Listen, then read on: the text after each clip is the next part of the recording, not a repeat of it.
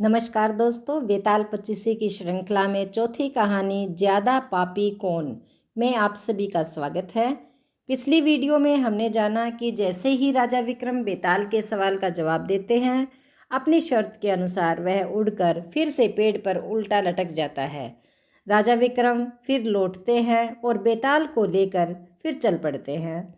और बेताल ने एक और कहानी राजा विक्रमादित्य को सुनानी आरंभ कर दी। भोगवती नाम की एक नगरी थी, उसमें राजा रूपसेन राज करता था। उसके पास चिंतामणि नाम का एक तोता था। एक दिन राजा ने उससे पूछा, हमारा ब्याह किसके साथ होगा? तोते ने कहा, मगध देश के राजा की बेटी चंद्रावती के साथ होगा।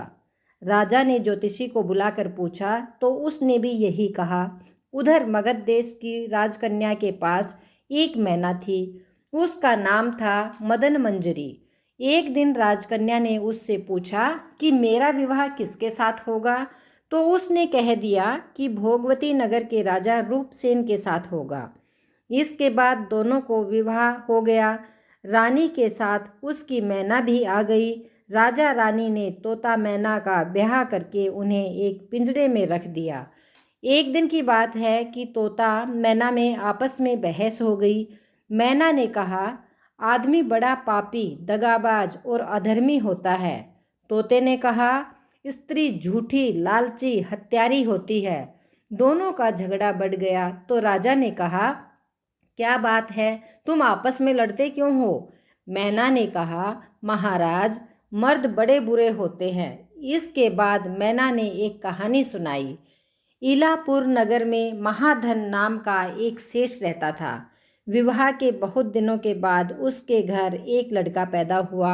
सेठ ने उसका बड़ी अच्छी तरह से लालन पालन किया, पर लड़का बड़ा होकर जुआ खेलने लगा। इस बीच सेठ मर गया।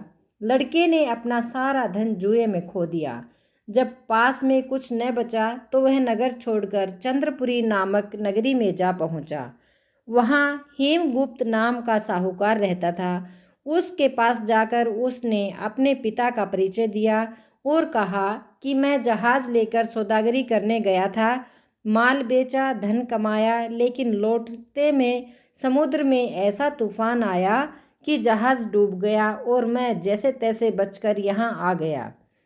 उस सेठ के एक लड़की थी, रत्नावती। सेठ को बड़ी खुशी हुई कि घर बैठे इतना अच्छा लड़का मिल गया है। उसने उस लड़के को अपने घर में रख लिया और कुछ दिन बाद अपनी लड़की से उसका ब्याह कर दिया। दोनों वहीं रहने लगे। अंत में एक दिन वहाँ से विदा हुए। सेठ ने बहुत सा धन दिया और एक दासी को उनके साथ भेज दिया। रास्ते में एक जंगल पड़ता था। वहां आकर लड़के ने स्त्री से कहा, यहाँ बहुत डर है, तुम अपने गहने उतारकर मेरी कमर में बांध दो। लड़की ने ऐसा ही किया। इसके बाद लड़के ने कहारों को धन देकर डोले को वापस करा दिया और दासी को मारकर कुएं में डाल दिया।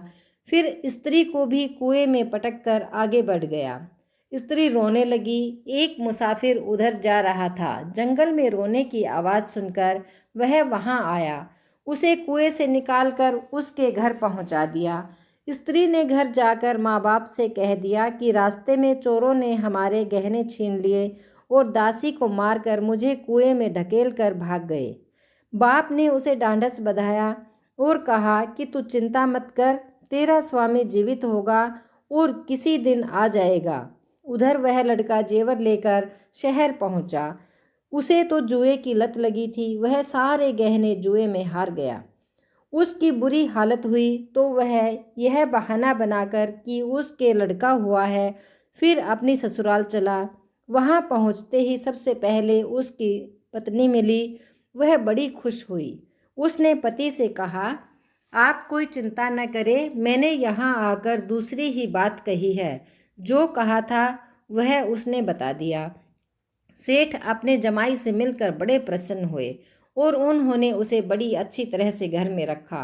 कुछ दिन बाद एक रोज़ जब वह लड़की गहने पहने सो रही थी, उसने चुपचाप छुरी से उसे मार डाला और उसके गहने लेकर चंपत हो गया। मैना बोली, महाराज, यह सब मैंने अपनी आंखों से देखा। ऐसा पापी होता है आदमी। राजा ने तोते से कहा, अब तुम बताओ कि स्त्री क्यों बुरी होती है। इस पर तोते ने यह कहानी सुनाई।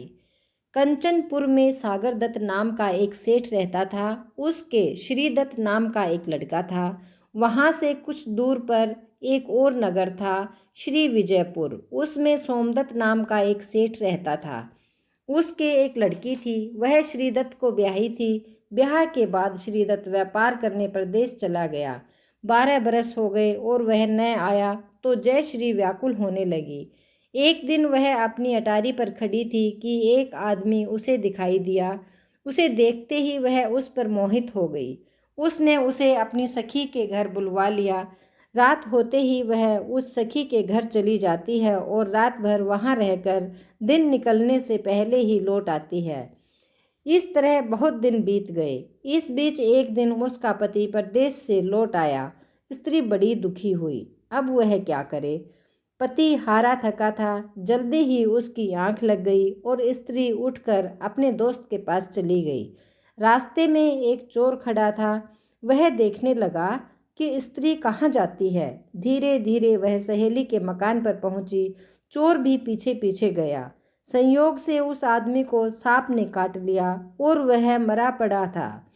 स्त्री ने समझा कि वह सो रहा है। वहीं आंगन में पीपल का एक पेड़ था जिस पर एक पिशाच बैठा हुआ यह सारी लीला देख रहा था। उसने उस आदमी के शरीर में प्रवेश करके उस स्त्री की नाक काट ली और फिर उस आदमी की देह से निकलकर पेड़ पर जा बैठा। स्त्री रोती हुई अपनी सहेली के पास गई। सहेली ने कहा कि तुम अपने पति के पास जाओ और वहाँ बैठकर रोने लगो। कोई पूछे तो कह देना कि पति ने नाक काट ली है। उसने ऐसा ही किया। उसका रोना सुनकर लोग इकट्ठे हो गए। आदमी जाग उठा। उसे सारा हाल मालूम हुआ तो वह बड़ा दुखी हुआ। लड़की के बाप ने कोतवाल को खबर दे दी। कोतवाल उन सब को राजा के पास ले गया। लड़की की हालत देखकर राजा को बड़ा गुस्सा आया। उसने कहा, इस आदमी को सूली पर लटका दो। वह चोर वहाँ खड़ा था। जब उसने देखा कि एक बेकसूर आदमी को सूली पर लटकाया जा रहा है तो उसने राजा के सामने जाकर सब हालचाल सच सच बता दिया। बोला, अगर मेरी बात का विश्वास न हो तो जाकर देख लीजिए, उस आदमी के मुंह में स्त्री की नाक है। राजा ने दिखलवाया तो बात सच निकली। इतना कहकर तोता बोला, हे राजा, स्त्रियां ऐसी होती हैं। राजा ने उस स्त्री का सिर मुंडवाकर गधे पर चढ़ाकर नगर में घुमवाया और शहर से बाहर छुड़वा दिया। यह कहानी सुनाकर बेताल बोला, राजा बताओ कि दोनों में ज़्यादा पापी कौन है। राजा ने कहा, स्त्री ज़्यादा पापी है। तो बेताल ने राजा विक्रम से पूछा कि स्त्री ज़्यादा पापी कैसे हुई, बताओ। राजा विक्रम ने कहा, मर्द कैसा ही दुष्ट हो उसे धर्म का थोड़ा बहुत विचार रहता ही है, स्त्री को नहीं रहता, इसलिए वह अधिक पापिन है। राजा के इतना कहते ही बेताल फिर से पेड़ पर जा लटका, क्योंकि उसकी शर्त के अनुसार राजा विक्रम बोल पड़े थे। राजा लौट कर गया और उसे पकड़कर फिर से ले आए और रास्ते में बेताल ने राजा विक्रम को एक और नई कहानी सुनाई और इस तरह सिलसिला जारी रहा। तो दोस्तों, यह थी आज की कहानी। कहानी आपको कैसी लगी?